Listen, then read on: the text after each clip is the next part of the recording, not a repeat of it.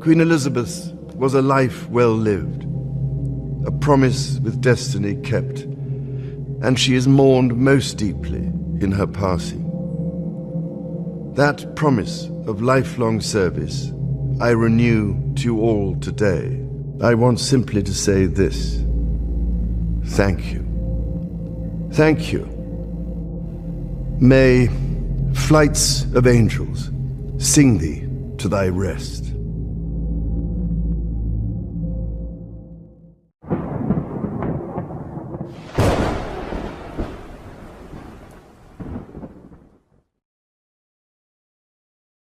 The monarchy of Britain is not a true monarchy.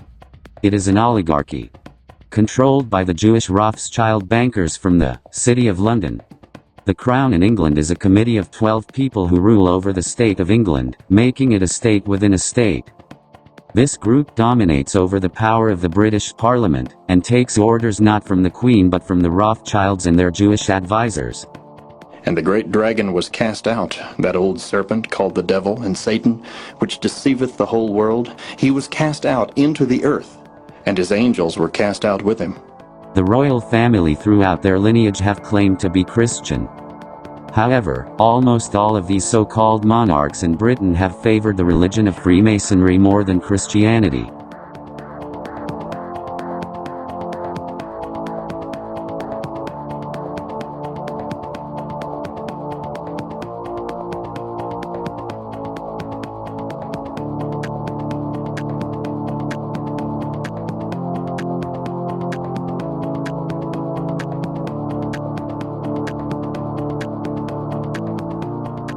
In pre-Christian Britain, the Celts were Druids, descendants of the tribe of Dan who had been driven out of northern Israel by the Assyrians.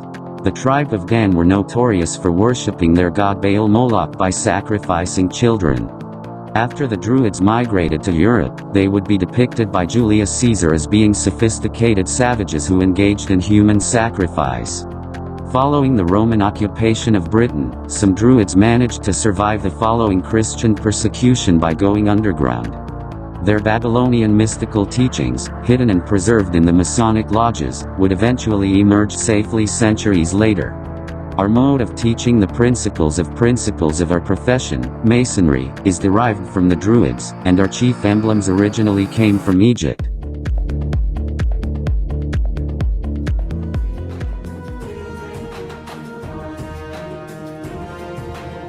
That whole section of ancient Europe was ruled over by a priesthood called the Druids.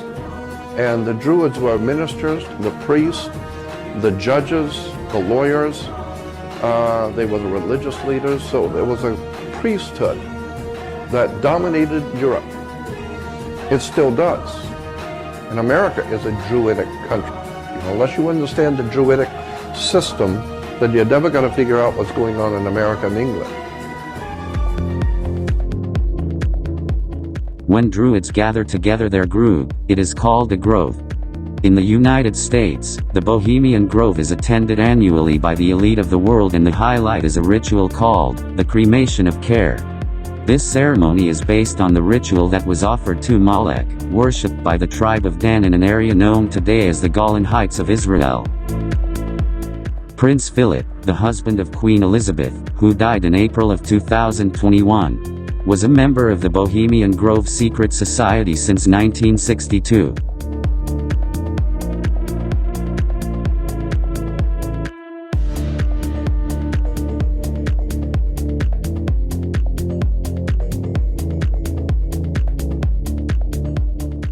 The Queen and her offspring are descendants of the tribe of Dan, and that single bloodline connects all royal families of Europe. They see themselves as an exclusive and superior breed, genetically, morally and intellectually. For centuries they have used wars, economic sabotages and extensive political intrigue to advance their cause. Contrary to popular belief, the royal family are not of Germanic origin, and nor is Donald Trump or George W. Bush. As I've revealed already, they are of the tribe of Dan, and the US presidents are all connected to King John of medieval England. King John was a ruthless king who did not practice the principles of Christianity but the principles of dictatorship. In 1215, the Magna Carta was written in order to minimize the power of the king. The Germans were the only ones in World War II, along with their Axis brothers, who actually fought the Judeo-Masonic powers, but have been greatly demonized by the communist victors.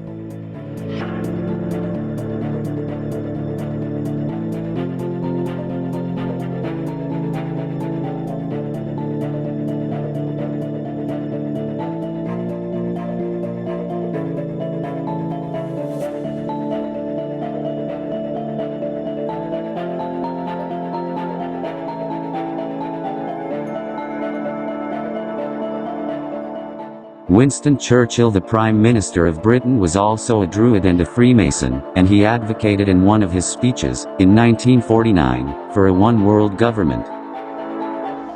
In this way alone can the skeleton structure of world government be clothed with the flesh and blood of a living organism, and the acts of state be confirmed by the passionate heartbeats of millions of men.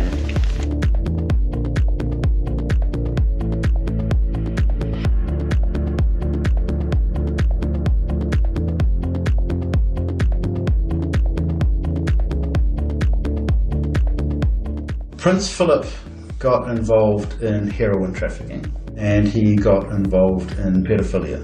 Those who supplied children to Prince Philip were then invited into the heroin trafficking ring, and the heroin trafficking was done through the Navy.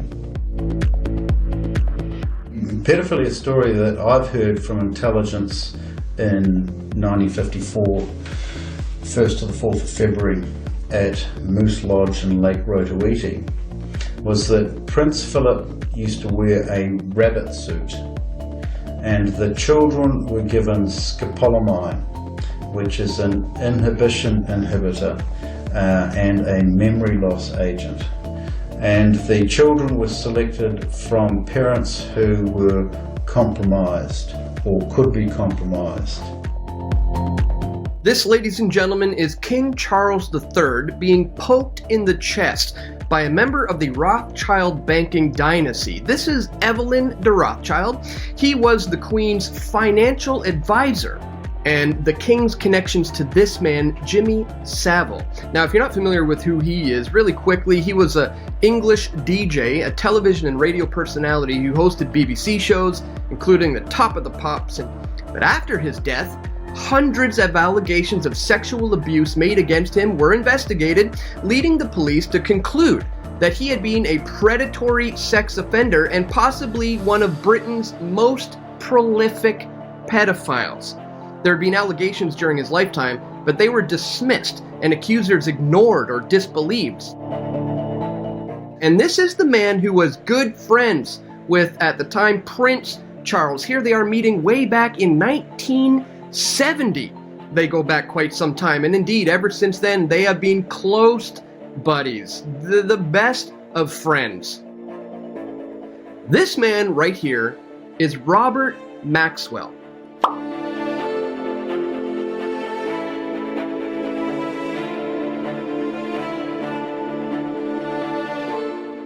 He is the father of Ghislaine Maxwell. He put his daughter Ghislaine in contact with Jeffrey Epstein, a man who ran a pedophile ring and a blackmailing operation. Here, Ghislaine Maxwell can be seen with Jeffrey Epstein hanging out at this cabin, who just so happens to be owned by who? None other than the Queen. Yes, that's right. That's what these red circles are indicating, that these markings show this is the same cabin. Just happens to be a different time of year, hence the different backgrounds. I mean, who could forget about the even recent case with the other prince, Andrew, who was exposed, where they questioned him about his connections to Jeffrey Epstein. Bill Gates has been meeting with Jeffrey Epstein many, many times. He's flown on his plane many times. He went to his island many times. He met with them even after Epstein was convicted of being a pedophile. Here he is seen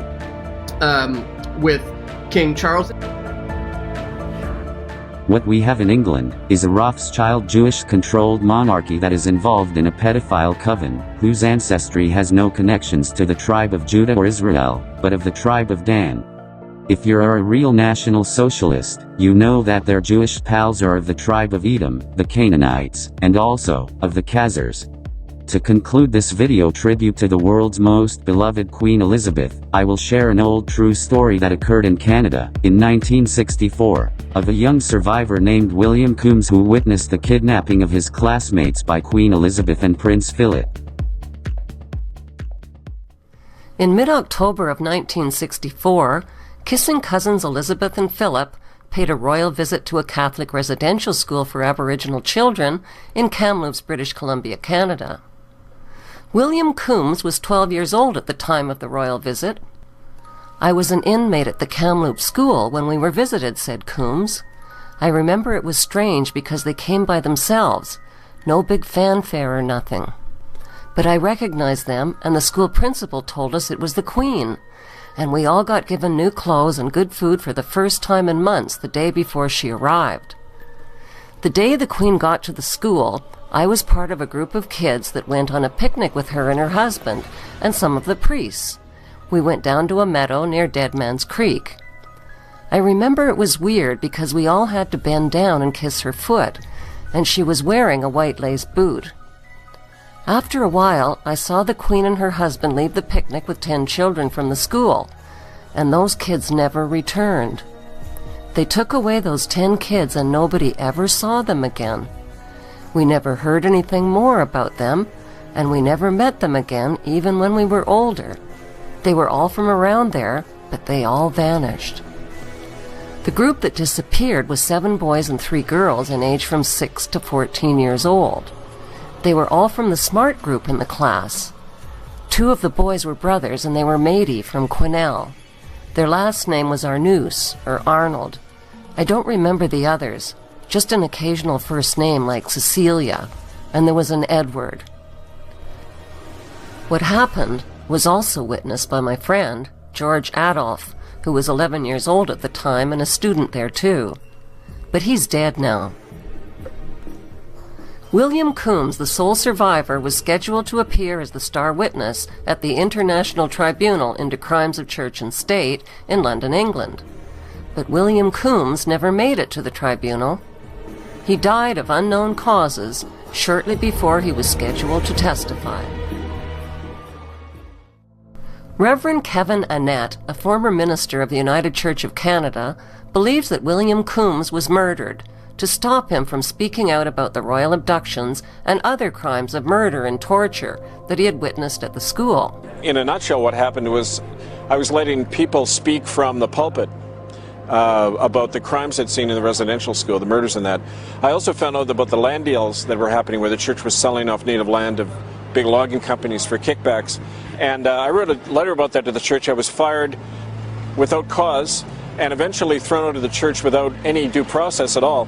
But that one thing led to another, and I began to work a lot more with the survivors after that, the eyewitnesses to these crimes.